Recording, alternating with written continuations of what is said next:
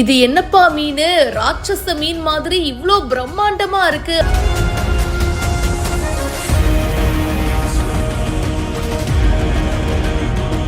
உடனே கொடுங்கன்னு போட்டி போட்டுட்டு ஏலம் எடுத்த வியாபாரிகள்.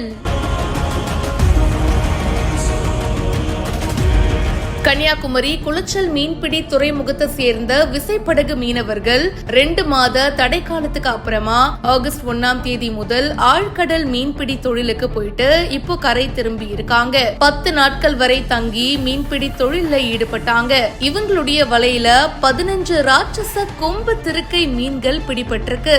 ஒவ்வொரு மீனும் 80ல இருந்து 100 கிலோ வரைக்கும் எடை இருக்கு. கொம்பு திருக்கை மீன்களை வாங்கி போறதுக்கு கேரள வியாபாரிகள் பாத்தீங்கன்னா ரொம்பவே ஆர்வமா இருக்காங்க. போட்டி போட்டுட்டு என்னப்பா இது இவ்ளோ பிரம்மாண்டமா இருக்கு மீனு, நான் வாங்கிக்கிறேன் அப்படின்னு சொல்லிட்டு 2 லட்சம் ரூபாய் வரைக்கும் இது விற்பனை ஆயிருக்கு அப்படின்னு சொல்லப்படுது. 15 கொம்பு திருக்கை மீன்களை ஏலம் எடுத்திருக்காங்க.